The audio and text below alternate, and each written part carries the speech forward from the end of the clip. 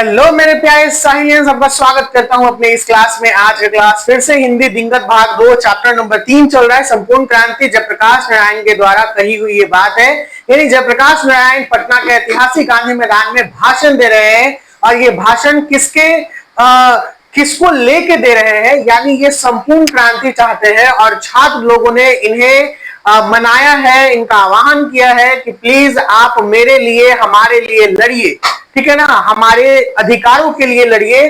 तो जयप्रकाश नारायण मान गए और फिर उन्होंने एक बहुत बड़ी क्रांति छेड़ी जिसका नाम था संपूर्ण क्रांति।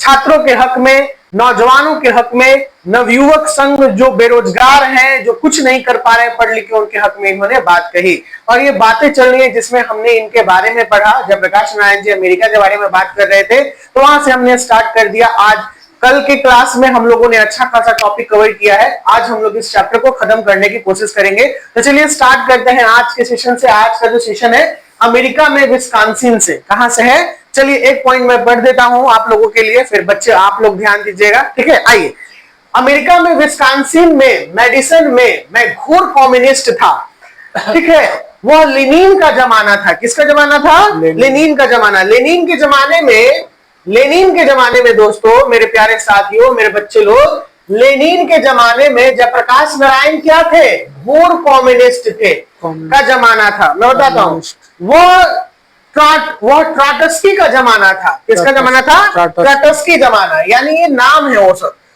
1924 में लेनिन मरे थे। कब मरे थे? 1924 में लेनिन मरे थे और 1924 में मैं मार्क्सवादी बन गया था। देखिए, लेनिन का जमाना, मार्क्सवादी का जमाना, गांधी जी का जमाना, सुभाष चंद्र बोस का जमाना, समझ में आ रहा है क्या बात चल रहा है? कम्युनिस्ट पार्टी का जमाना। तो ये जो है, ये सब जो जमाने हैं, ये लोगों से संबंधित है, उनके विचारों से संबंधित है। आप किस प्रकार की विचारधारा हैं। जैसे जब हमारा कांग्रेस पार्टी था, तो कांग्रेस पार्टी तो हमारे देश के लिए लड़ रहे थे, हमारे देश की आजादी के लिए। लेकिन आपने उसी में सुना होगा कि एक नरम दल के नेता थे और एक गरम दल के नेता थे। नरम दल वाले नेता आंदोलन नहीं करते थे, गरम दल वाले नेता आंदोलन मतलब आक्रामक आंदोलन करते थे कि ऐसे बात नहीं चलेगा, मारा पीटी से बात चलेगा, ठीक है ना, ऐसे लोग नहीं मानेंगे, परेशानी होगा, चलो कुछ करते हैं। तो आपने सुना है लाल बाल पाल, लाल बहादुर शास्त्री, बाल गंगाधर तिलक, है ना, और क्या बोलते हैं, इस तरीके से जो लोग थे, भगत सिंह, ये सब आक्रामक थे। आक्रामक का मतलब वो जानते थे कि प्यार से हम लोग कुछ मांगेंगे, मिलने से रहा, इसीलिए हमें अपनी आजादी को छीनना पड़ेगा। स्वराज हमारा जन्म सिद्ध अधिकार है और हम उसे लेकर रहेंगे, इस प्रकार से बातें थी। तो यहाँ पर जो लेनिन, मार्क्सवादी, इस प्रकार की विचारधाराओं को वो अपनाए और दावे के साथ कह सकता हूं कि उस समय तक जो भी मार्क्सवाद के ग्रंथ छपे थे अंग्रेजी में, हम लोगों ने पढ़ डाले थे। रात रात को रोज एक रशियन टेलर था, दर्जी था, उसके यहाँ हमारे क्लास लगते थे। और वहां से जब भारत लौटा था तो घोर कम्युनिस्ट बनकर लौटा था। लेकिन मैं कांग्रेस में दाखिल हुआ, कम्युनिस्ट पार्टी में क्यों नहीं दाखिल हुआ? मैंने जो लेनिन से सीखा था वह यह सीखा था कि जो गुलाम देश है, वहां के जो कम्युनिस्ट हैं, उनको हरगिज वहां की आजादी की लड़ाई से अपने को अलग नहीं रखना चाहिए। यद्यपि उस लड़ाई का नेतृत्व, जिसको मार्क्सवादी भाषा में बुर्जुआ क्लास कहते हैं, ठीक है ना, क्या बोला? यद्यपि लड़ाई का नेतृत्व, जिसको मार्क्सवादी भाषा में क्या कहते हैं? बुर्जुआ क्लास कहते हैं, उस क्लास के हाथ में हो, पूंजीपतियों के हाथ में उसका नेतृत्व हो, फिर भी कम्युनिस्टों को अलग नहीं रहना चाहिए, अपने को आइसोलेट नहीं करना चाहिए, ये कह रहे हैं जयप्रकाश नारायण। देखिए, बुर्जुआ जो क्लास है, वो बुर्जुआ क्लास को व्यापारी क्लास कहते हैं हम लोग, ठीक है ना, व्यापारी वर्ग के लोग।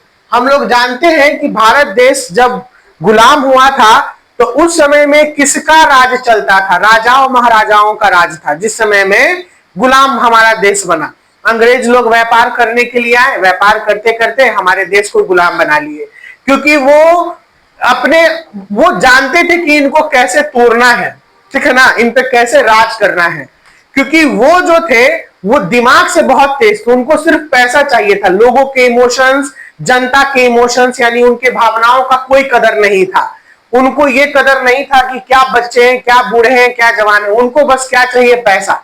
इसलिए सबसे रेनबो पार्ट 2 के चैप्टर 1 में ही आपको सिखाया गया इंडियन सिविलाइजेशन एंड कल्चर में कि वेस्टर्न सिविलाइजेशन जो है वो हमें सूटेड नहीं है। वेस्टर्न पढ़ाए थे ना आप लोग को, वेस्टर्न सिविलाइजेशन वो अपने कल्चर के ऊपर बेस्ड है, यानी वो सिर्फ मटेरियल से मतलब रखता है, उसको इमोशंस, स्पिरिचुअलिटी, भावनाओं से कोई मतलब नहीं है, भावनात्मक चीजों से। तो यही चीज यहाँ पर जब ये विदेश गए तो ये सीख के आए कि वो क्या है और किस तरीके से वो व्यवहार करते हैं। हमारे भारत देश में सबसे बड़ा वर्ग कृषक वर्ग था। कृषक वर्ग कैसा था? मध्यम वर्गीय परिवार या निम्न वर्गीय परिवार। बड़े बड़े जमींदार जो लोग होते थे वो कृषक छोटे जमींदारों को या छोटे वर्ग के कृषकों को गुलाम मतलब उनके यहाँ काम पे रखते थे और उनको बहुत कम मुआवजा देते थे। यही जमींदारों को फिर पकड़ा, जैसे बड़े बड़े जमींदार को तो वहां के गवर्नर वगैरह के अंडर में रहते थे। जैसे अंग्रेज लोग जब आ गए, और उससे पहले राजाओं के हक में सब कुछ था, पता है ना, जब राजाओं के साथ में ये सारी चीजें। तो ये हो गया, यहां तक आपने समझा। आगे भी आप लोग समझिएगा। पहली बात जो मैंने नोट की, यहां से पढ़ेगा संदीप, पढ़ो सुबह से। हाँ, पहली बात, चलो। पहली बात मैंने नोट की आपसे कहने के लिए वह इस सरकार के बारे में है। आज से 3 दिन हुए गफूर साहब मिलने आए थे, बहुत प्रेम से मिले। उस 2 दिन के बाद चंद्रशेखर बाबू मिलने आए, बहुत प्रेम से मिले। लेकिन प्रधानमंत्री से लेकर दीक्षित जी से नीचे सब लोग मुझे डेमोक्रेसी का सबक सिखाते हैं। इसमें से किसी को कोई अधिकार नहीं है कि जयप्रकाश नारायण को लोकतंत्र की शिक्षा दे, लेकिन वे जयप्रकाश नारायण को शिक्षा देने की हिम्मत करते हैं। और इनकी हरकत देखिए, शांतिमय प्रदर्शन, शांतिमय जुलूस के लिए हजारों लोग आ रहे हैं। प्रदेश के कोने कोने से छात्र आ रहे हैं, किसान आ रहे हैं, मजदूर आ रहे हैं, मध्यम वर्ग के लोग आ रहे हैं, कहीं पैदल आ रहे हैं, कुछ बस से आ रहे हैं, कहीं रेलों से आ रहे हैं, कोई ट्रक भाड़े पर लेके आ रहे हैं, डीजल अपना खरीद करके आ रहे हैं। जहां तहां रोका है इनको लड़कों को पीटा है, गिरफ्तार किया है। अनायास कोई कारण नहीं है। और यह हमसे आकर सब मीठी मीठी बातें करते हैं।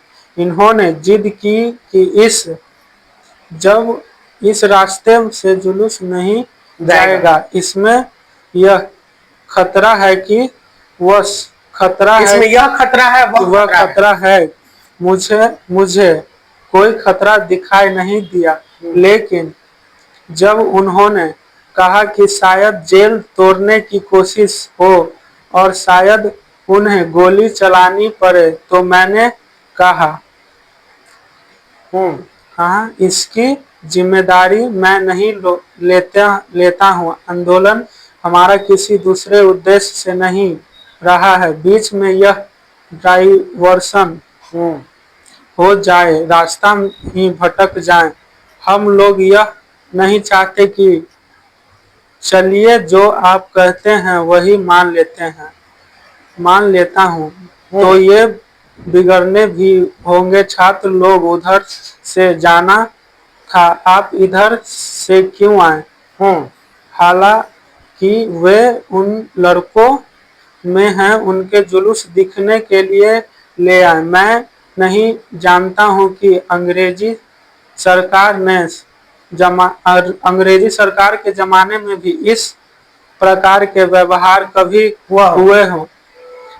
लोग रेलों से उतार दिए गए, बसों से उतार दिए गए, टिकट था उनके पास, बेटिकट लोग थे, उनको उतार दिया अलग।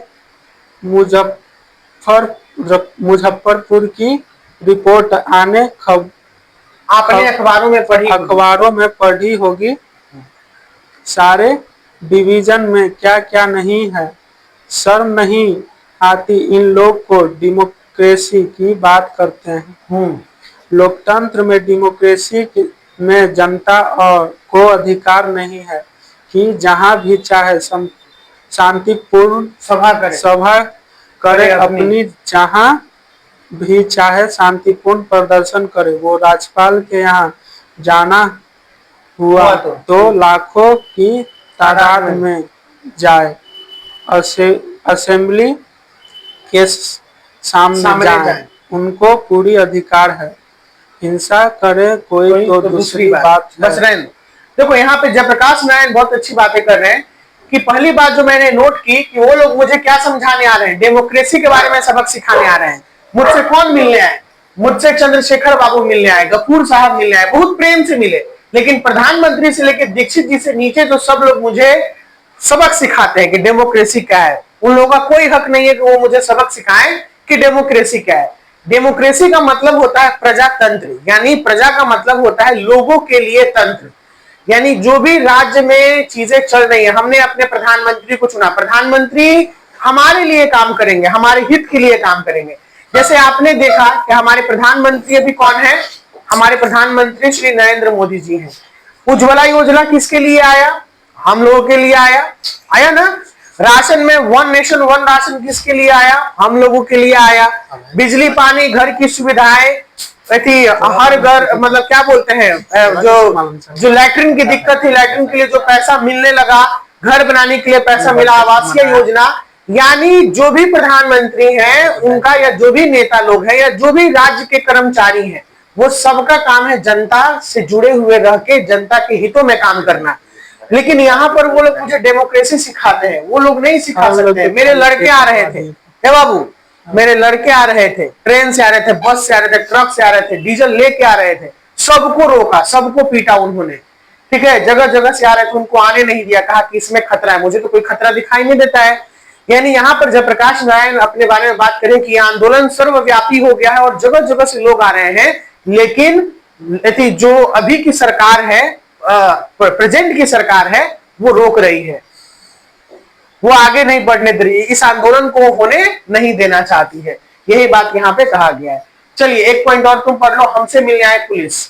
हमसे मिलने आए पुलिस के उच्च अधिकारी ने कहा कि बड़े उच्चाधिकारी ने कहा नाम लेना ठीक नहीं होगा कि मैंने दीक्षित जी के मुंह से सुना है कि जयप्रकाश नारायण नहीं होते तो बिहार जल गया होता। जब जयप्रकाश नारायण के बारे में ऐसे आप सोचते हैं तो जयप्रकाश नारायण की यह सारा क्यों होता है?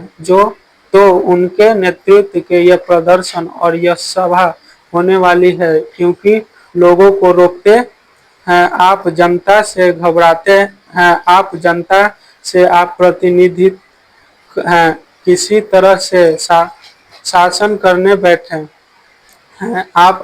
आपकी हिम्मत की लोग को पटना आने से रोक ले। उनकी राजधानी है, आपकी राजधानी है। यह पुलिस वालों को देश है, यह जनता का देश है। डूब जाना चाहिए इन लोगों को। ऐसे नीच का व्यवहार। बहुत कठोर शब्द का प्रयोग कर रहा हूँ मैं, कठोर शब्द का प्रयोग नहीं करता, लेकिन यह नीचता का व्यवहार है। अगर कोई डेमोक्रेसी का दुश्मन है तो वे दुश्मन है जो वे लोग दुश्मन है जो जनता के शांतिमय कार्यक्रमों में बाधा डालते हैं, उनकी गिरफ्तारियां करते हैं, उन पर लाठी चलाते हैं, गोलियां चलाते हैं। यह डेमोक्रेसी है, इससे बदलना चाहती है जनता। जयप्रकाश नारायण छात्र युवक, क्योंकि जो भी आंदोलन इस देश में आज उठेगा उसका नेता युवा रहेगा, छात्र रहेगा, इसमें कोई संदेह नहीं है हमको। मित्रों, एक बात तो यह कहानी थी। मैं जानता हूं कि डॉक्टर रहमान यहाँ बैठे होंगे तो वे कुछ चिंता में पड़े होंगे कि इस जोर से बोलने का असर हो मेरे हृदय पर बुरा होगा। मैं भी समझता हूँ, अब जरा अपने को बांध के बोलूंगा बोलूंगा। ठीक है, यहाँ पर इनका तबीयत खराब था क्योंकि इनकी अवस्थाएं बहुत बुरी हो चली थी जयप्रकाश नारायण की। उसके बाद ये बहुत जोर जोर से भाषण देना, तो ये बोल रहे कि डॉक्टर रहमान यहाँ पे होंगे, उनको लग रहा होगा कि इस तरीके से मुझे नहीं बोलना चाहिए क्योंकि उनका स्वास्थ्य ठीक नहीं था। लेकिन फिर भी ये डेमोक्रेसी के बारे में बात कर रहे हैं जयप्रकाश नारायण की। डेमोक्रेसी में जनता के लिए ही सब कुछ होता है। अगर उनकी जनता के अधिकारों को रोका जा रहा है तो ये गलत किया जा रहा है। इनके अधिकार को रोकना नहीं चाहिए। और ये कौन लोग कर रहे हैं? जो अभी बैठे हुए हैं सत्ता में, वो लोग कर रहे हैं। ये बहुत गलत है, ये नहीं होना चाहिए। ठीक है, ये नीचता वाला काम है। कैसा काम है? नीचता वाला। अभी हाल में मैं वेल्लोर में था, ये पढ़ेगी श्याम, पढ़ो श्याम, देखो।